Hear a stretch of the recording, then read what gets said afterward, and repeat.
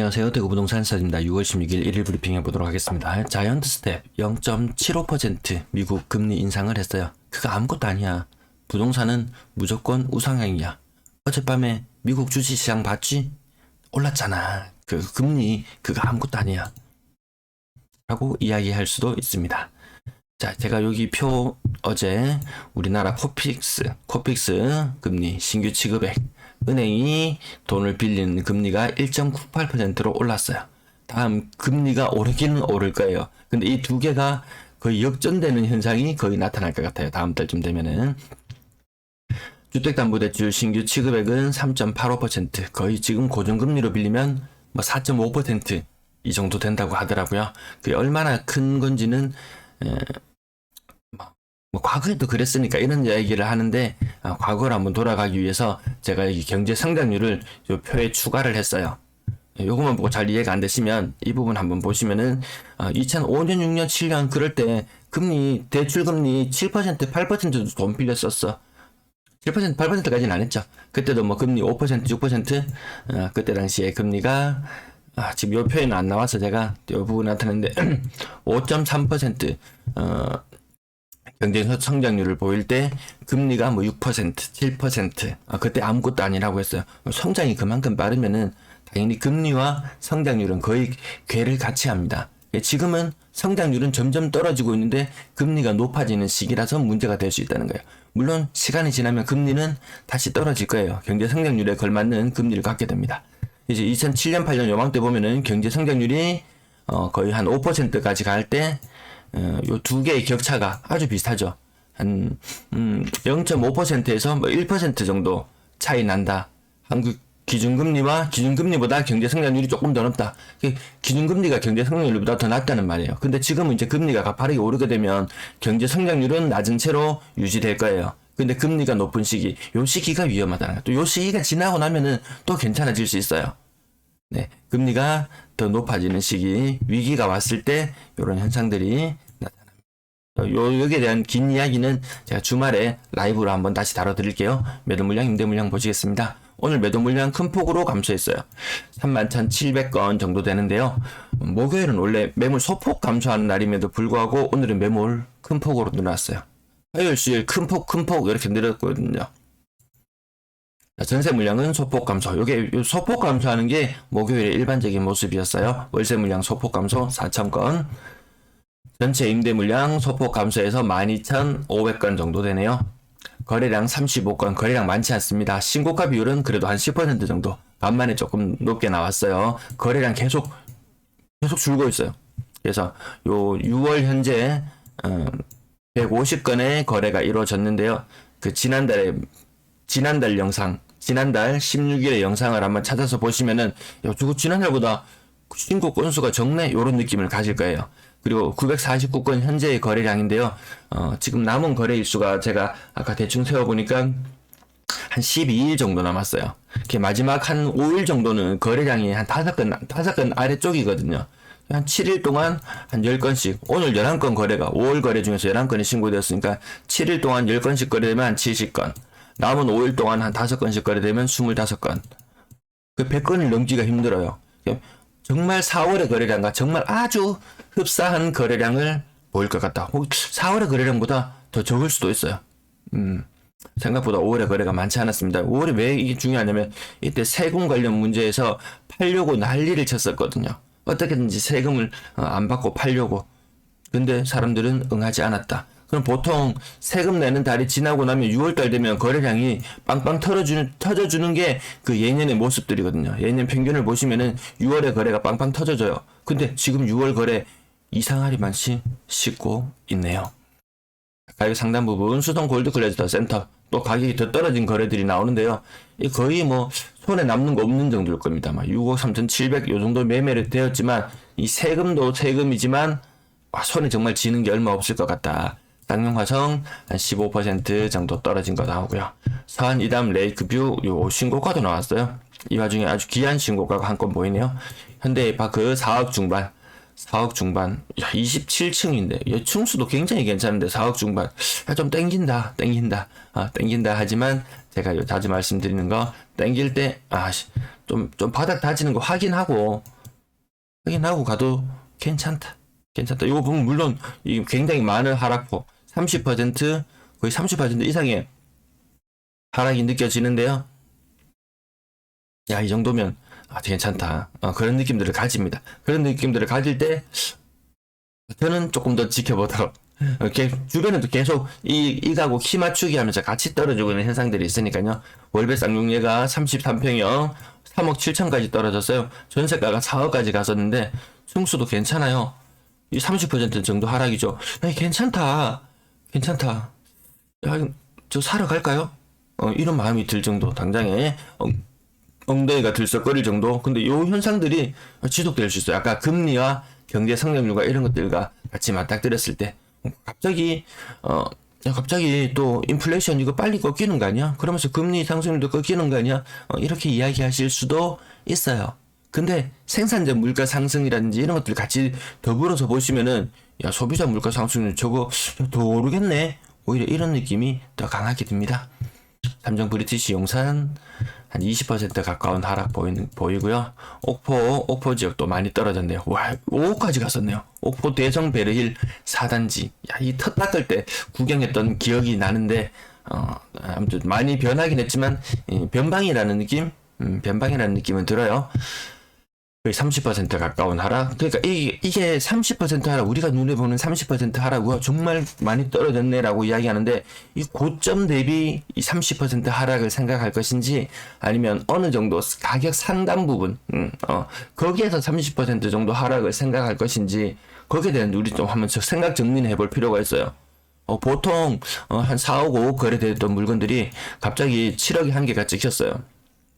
그리고 1, 2년이 지난 지금 다시 가격이 4, 5억으로 회귀가 했어요. 한 2년 정도 가격으로 4억대로 가격이 회귀를 했어요. 이 한 건의 거래 때문에 굉장한 큰 하락처럼 보일 수 있지만, 야, 이거 지금이 2년 전보다 지금의 경제 상황이 훨씬 더 안 좋은 것 같은데, 야, 이거 더 떨어질 수 있지 않을까? 이런 생각도 가끔은 해봅니다. 그래도 이 4, 5억이라고 하는 것은 과거에 분양가나 아니면 과거의 물가 상승률이나 과거의 건축비나 모두 이런 것들을 고려했을 때도 좀 과하게 오른 것은 있는 것 같다. 자, 그 다음, 가격 잠깐 멈춰 놓을 테니까요. 관심 있는 거 보시면 되겠습니다. 다사업 세천에도, 추경호 장관, 지역구였죠. 추경호 장관 지역구, 온갖 호재가 많았음에도 불구하고 가격이 큰 폭으로 조정을 받고 있는 모습이네요. 대명동 대명 가든맨션 1983년 1억 정도 큰 폭으로 오르는 것도 하나 눈에 띄고요. 나머지는 여기 제일풍경채 센트럴 6억 복리 그래도 거래가 조금 있네요. 외곽 지역들 한 20% 정도 떨어진 거 눈에 띄고요. 신천동 신천 가람타운 한 15% 정도 2천만 원 정도 떨어져서 별로 안 떨어진 것 같다고 느껴지는데 비율로 해보면 꽤나 큰 비율로 느껴집니다. 다사업 세천리 다사 세천 한라 비발디 굉장히 많이 떨어졌어요. 한 30% 가까운 30% 넘어요. 이거는 3억 2천까지 갔던 것이 2억 1천. 와, 층수 차이를 물론 무시하지는 못하겠지만 어쨌든 우리는 시장에서 가격만 딱 봤을 때 야, 그 아파트 가격이 뭐 몇 층에 얼마 이렇게 다 기억하진 않아요. 어떤 아파트 하나가 뭐 한 4억 하던 게 갑자기 6억을 찍으면 이게 1층이 되었건 30층이 되었건 크게 의미를 두진 않습니다. 야, 그 아파트 6억이래. 이런 이야기를 가지게 되잖아요. 가격이 오를 때는 1층짜리가 6억이 거래돼서 6억인 거예요. 근데 가격이 떨어질 때 되면은 2층짜리가 2억 천에 거래되면 그 2층이잖아. 무시하고 과거의 아파트 가격만 기억하고 있을까요? 물론 그 아파트를 소유하신 분들은 그 기억만 남아 있을 거예요. 근데 살려고 하는 사람들의 눈높이가 달라진다는 거죠. 그래서 거래가 더 원활하지 않은 것 같습니다. 북축고 앵커타운 세천리가 아주 거센 물결을 온몸으로 받고 있네요. 요 거의 40% 가까운 하락으로 보여지는데요. 네, 29평형 3억 7,200까지 거래되는 것이 2억 700. 입주를 해야 되겠는데 키는 받아야 되겠고 아주 다급하면 이런 거래 터질 수 있어요. 야, 이거 거의 분양가보다 더 싼가요? 뭔가요 도대체? 근데 뭐 이 정도면은, 야, 이 정도면 사고 싶다. 아, 사고 싶다. 이런 마음 드는, 제가 요 말씀을 드리는 게 근래 조금 빈도가 잦아지는 것 같아요. 근데 그 시점에 대해서는, 우리 생각을 해봐야 된다는 거죠. 근데 가격이 정말 괜찮게 나온다. 부채 부담이 크게 없는 상황이고, 야, 저 정도 샀을 때 금리가 당분간 올라서, 뭐, 6%, 뭐, 이 정도까지, 야, 난 각오할 수 있다. 6% 금리, 7% 금리, 막 변동금리를 했을 때 각오할 수 있다. 이 시기가, 2, 3년? 2, 3년? 한 2, 3년? 길어봐야 지금부터 해서, 지금은 아직까지 뭐 4%대니까요. 이 정점을 찍고 다시 떨어지고, 저는 향후 4%보다 더 떨어져서 금리가 2%까지도 또다시, 떨어질 거라고 보기 때문에, 이쯤에서 사는 것도 나름 괜찮겠다. 나름 전략 고민 주말에 또 함께 해보도록 합시다. 끝난 거래대금 떨어지고 있어요. 가격대별 거래량, 6월의 거래량이 많지 않다. 그리고 저가가 많이 거래되고 6억 이상 고가의 거래는 생각보다 터지지 않으면서 6억 이상 비율도 다시 힘을 잃어가는 모습 보이고, 분양건은 5건 신고돼 거래되었고 그중에 한 건의 신고가 월성 삼정 그린코아 카운티. 야, 이렇게 좀 높게 거래가 되어줘야지 맞죠? 그래야지 이게 뭐 KB 뭔가요 이거? 뭐 대출 많이 해주는 거. 대출 그 평가 금액인가요? 감정가 가는 거. 네, 아무튼 그것도 좀 높아지고 좀 대출도 빵빵 나올 텐데 가격이 이렇게 계속 낮게만 형성된다면 월성 삼정 그린코아 포레스트 요거 5억 5천 많이 떨어졌잖아요. 거의 거래되는 가격대가 거의 5억대 초중반 이렇게 많이 거래되면서 생각보다 매도자의 손에 별로 쥐어지는 것은 없다. 근데 이 상태에서 월성 삼정 그린코아 포레스트 이런 것도 대출 받으려고 하면은 이 시세가 생각보다 높게 많이 치이죠. 맞죠? KB 시세라고 하나요? 네, KB 시세 뭐 거의 한 7억 가까이 되어서 이 중에서 뭐 대출 비율 몇 퍼센트 해도 굉장히 많은 이 대출을 받을 수 있지만 좀 금리가 좀 부담스럽긴 하네요. 자, 전세 거래량 52건, 그 중에 신고가는 2건 있었습니다.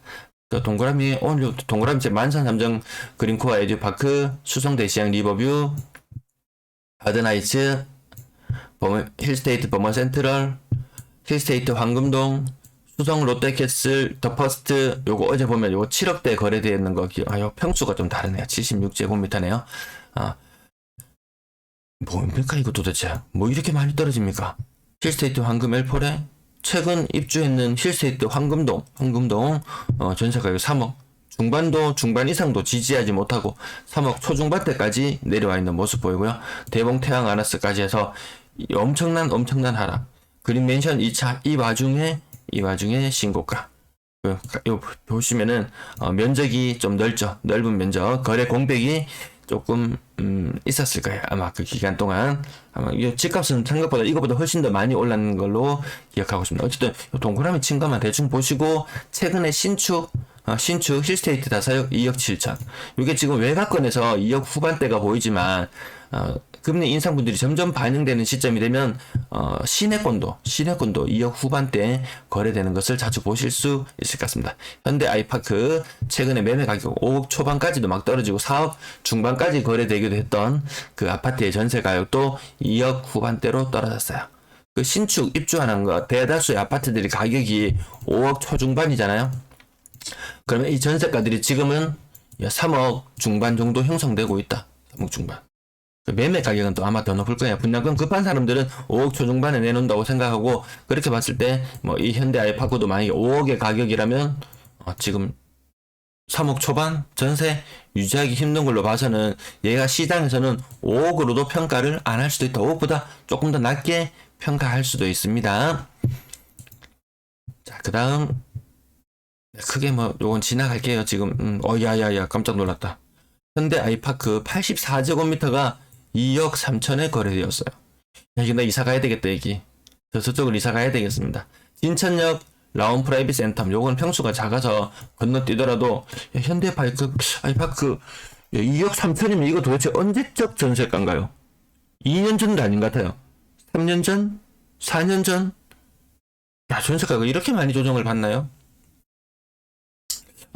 이쪽으로 이사 갈까? 이런 생각이 드네요. 자, 전세 가격, 월세 가격, 요 비율인데요. 거래 건수 지금 6월 현재로는 전세 2건에 월세 1건 거래되는 형태 월세 거래 비중은 과거보다는 현저히 적은 모습이에요. 전세가 살짝 올라가는 듯한 모습을 보이지만, 야, 이거 신축발인가?